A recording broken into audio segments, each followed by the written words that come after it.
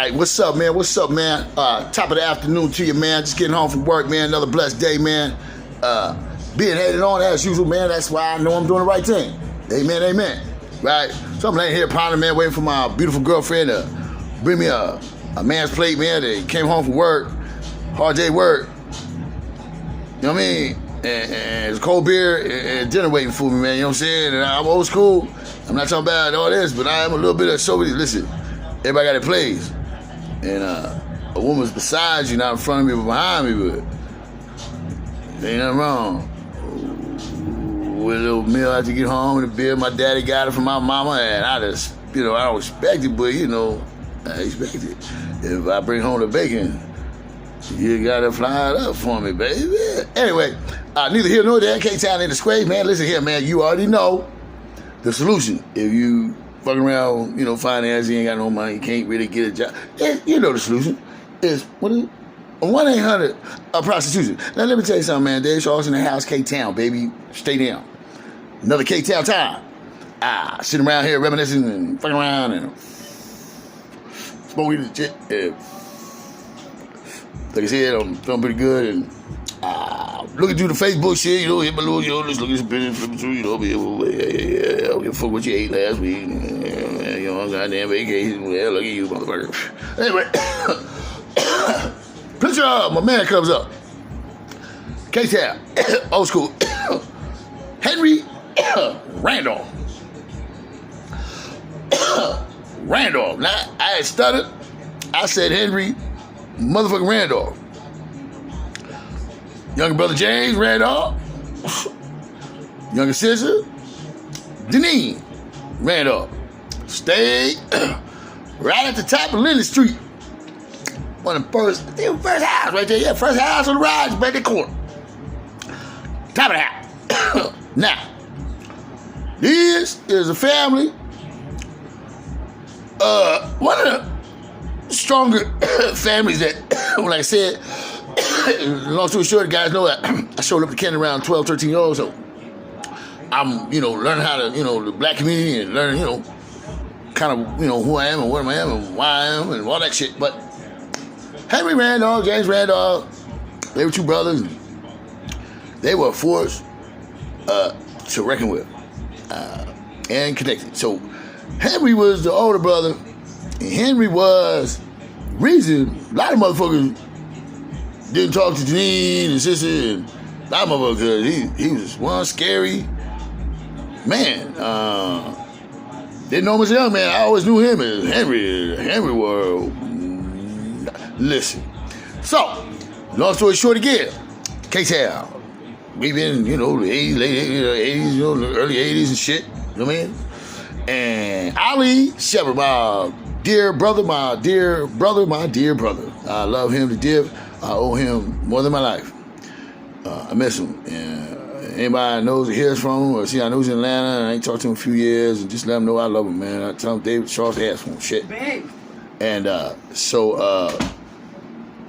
anyway, my girl has to interrupt every show. Anyway, so just let him know that I love him and I miss him, and I ain't gonna bite him. I love him. So anyway, I stay with him a lot. I live with him basically. Goddamn, he live with me. I live with him. So I'm in the hood, and he's right at the bottom of Willow Alley, right there. And Linden Street's one street, Willow's the alley down the middle, right. But there was one street, goddamn light. It works in the whole goddamn area right there. It's always dark and shit. There's one street light by Ali's house. And some way, somehow, some other way, every Thursday, Friday, Saturday, Sunday night, we call it the weekend fights. Now listen, ladies and gentlemen, when I tell you this, I am not laughing, I'm not joking, I am not kidding one little bit. Those who've lived there, who've witnessed it, understand I am bullshitting. I am not at all. Every other day, 35 Saturday, Sunday.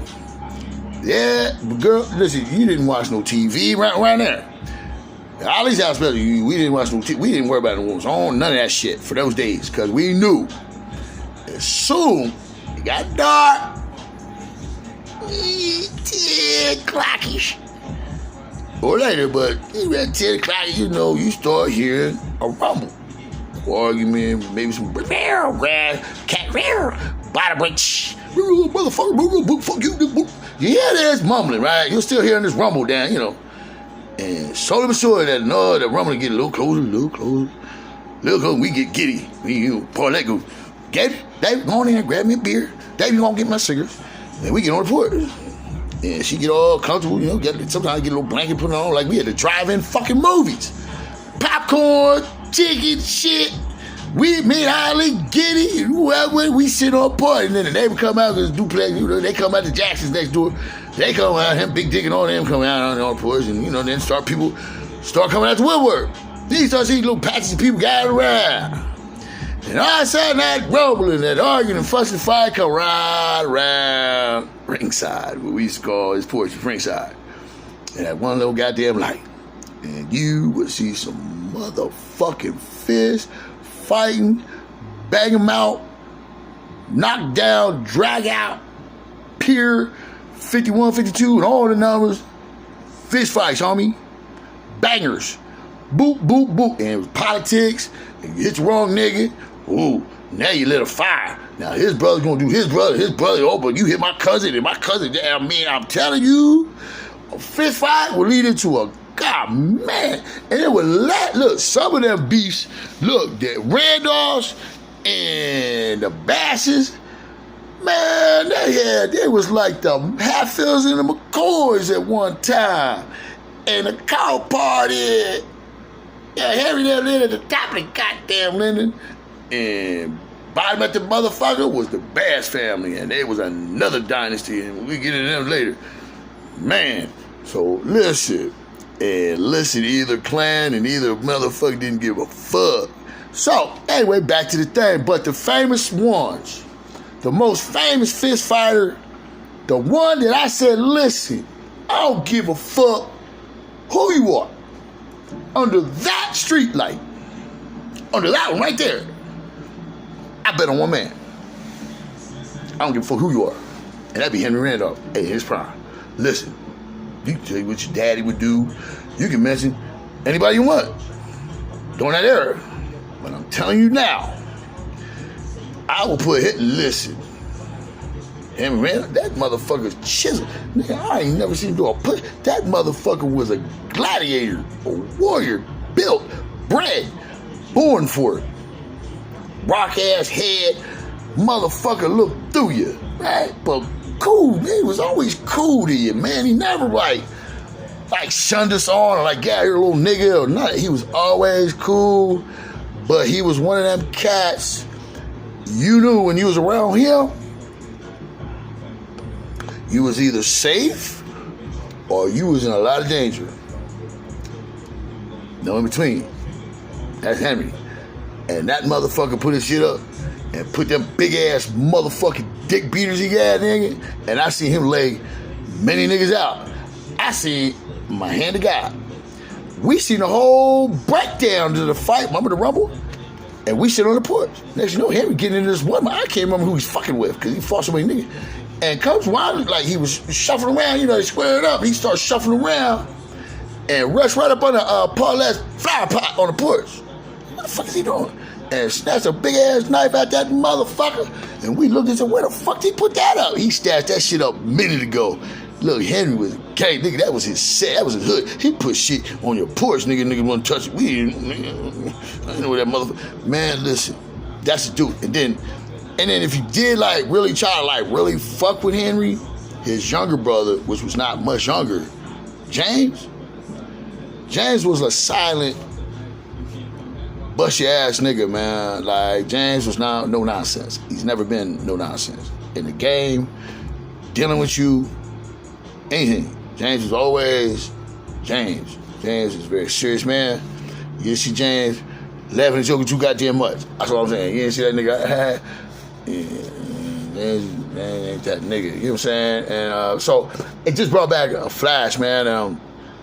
And these cats bred the Troy Stevensons, all the hitters that came behind them, but really before any of us really was doing anything, Henry and them's guys, that generation, them cats and the Avergo cat, Tony and the Reeves, Ty Reeves and all their brother, and all that. And we, man, listen, my brother and them's, Big Jim and them's, Herc and all them. Listen, they had some men amongst boys. Listen.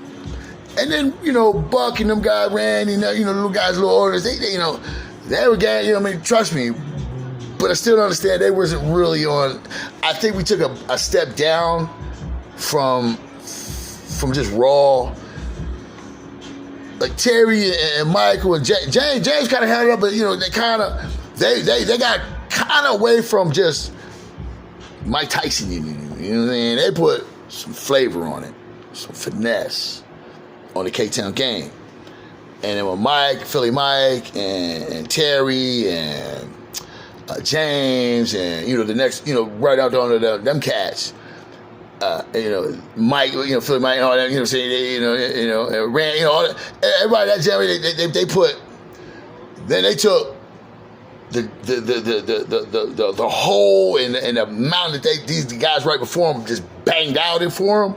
They took what was handed out to them and held it down and gave it to finesse, the style, the K-Town Wild, right?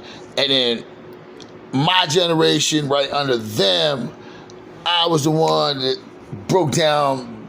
I was one of the ones that it was already breaking down, but the racial barriers and the sets, and then we really morphed into.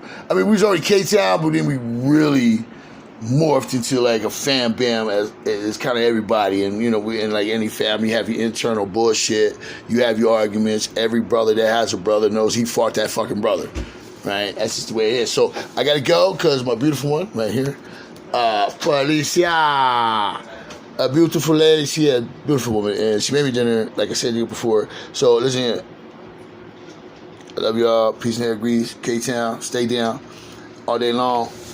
Every day, even on your birthday, is Fire Trade Gangster, cuz. Love you. God bless you, one.